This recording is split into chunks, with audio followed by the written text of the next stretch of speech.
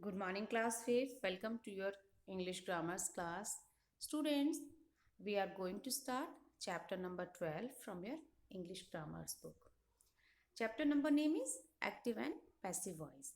इस चैप्टर में बच्चों हम एक्टिव वॉइस और पैसिव वॉइस पढ़ेंगे कि कैसे एक्टिव से पैसिव में चेंज करते हैं सेंटेंसेस को और कैसे पैसिव वॉइस से एक्टिव वॉइस में चेंज करते हैं। तो उसके लिए सबसे पहले हमें ये समझना ज़रूरी है कि सेंटेंस एक्टिव में कब होते हैं और पैसिव में कब होते हैं। तो देखिए यहाँ पर कुछ सेंटेंसेस दिए हुए हैं। पहला सेंटेंस है Raman plays football. Raman football खेलता है। तो बच्चों सबसे ध्यान देने वाली बात यह है कि सेंटेंस में सब्जेक्ट क्या है, रमन, प्लेज क्या है, वर्ब, और फुटबॉल क्या है यहाँ पर, ऑब्जेक्ट। ठीक है, ये तो आपको समझ में आता है ना कि सेंटेंस में जो कार्य करता है वो सब्जेक्ट होता है, जो कार्य हो रहा होता है वो वर्ब होती है, और जिस पर कार्य का प्रभाव पड़ता है वो ऑब्जेक्ट होता है। ओके, तो अब हम दूसरा सेंटेंस, तो ये सेंटेंस जो है ये एक्टिव वॉइस में है क्योंकि यहाँ पर डायरेक्ट बताया जा रहा है कार्य किसके द्वारा किया जा रहा है। यहाँ पर है football is played by Raman. अगर हम सेकंड सेंटेंस की बात करें तो क्या है, football is played by Raman. अब देखिए बच्चों ध्यान से, यहाँ कुछ चेंज हुआ है ना। क्या चेंज हुआ है, यहाँ पर जो ऑब्जेक्ट था फुटबॉल वो यहाँ पर सब्जेक्ट हो गया है, और वर्ब के साथ जो यहाँ पर वर्ब की फर्स्ट फॉर्म थी ना, ऐसे ये सिंपल प्रेजेंट का टेंस है, तो यहाँ पर इज प्लेड हो गया वो, यानी कि इज के साथ वर्ब की थर्ड फॉर्म लगाई है, और बाय रमन। रमन कौन था यहाँ पर, पहले सेंटेंस में सब्जेक्ट था, और यहाँ क्या हो गया, ऑब्जेक्ट। तो ऑब्जेक्ट के साथ वर्ब की थर्ड फॉर्म लगाई, और वर्ब के साथ इज लगाकर वर्ब की थर्ड फॉर्म लगाई, मतलब वर्ब को चेंज किया थर्ड फॉर्म में।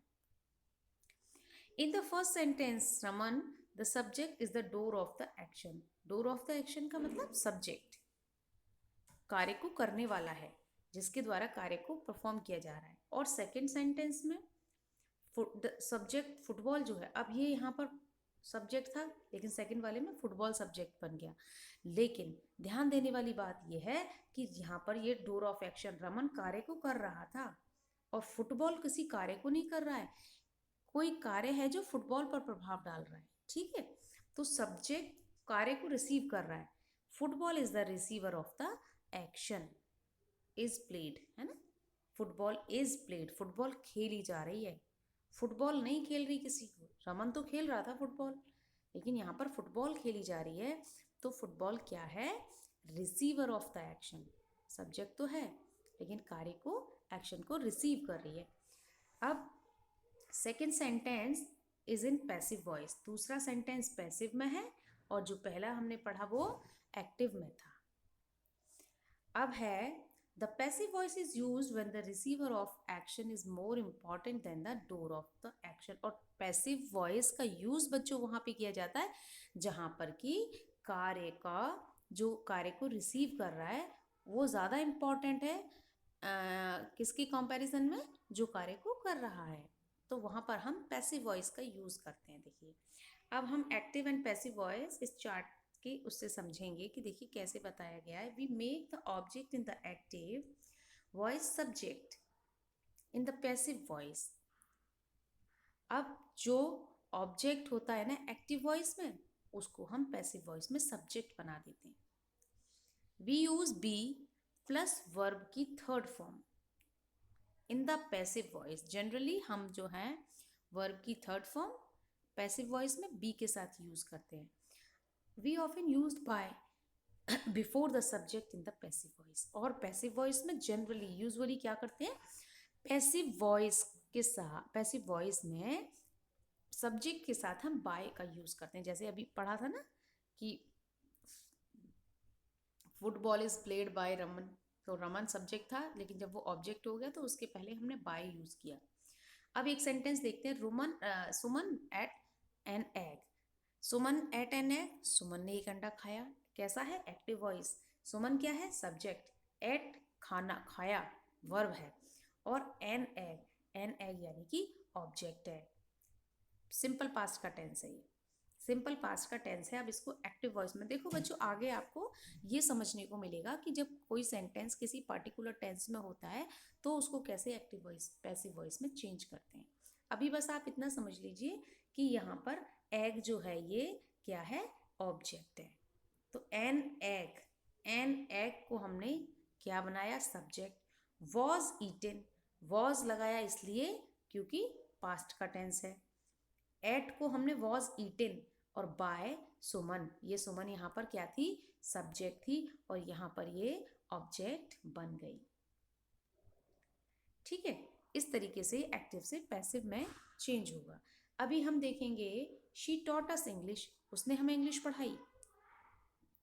तो यहाँ पर we were taught English by her, क्योंकि यहाँ पर दो ऑब्जेक्ट्स हैं, यहाँ पर दो ऑब्जेक्ट हैं। कौन कौन है, एक तो देखो शी तो हो गया सबसे पहले सब्जेक्ट, टॉट मीन्स पढ़ाई, तो पढ़ाने की क्रिया हो गई, तो ये क्या हो गई, वर्ब।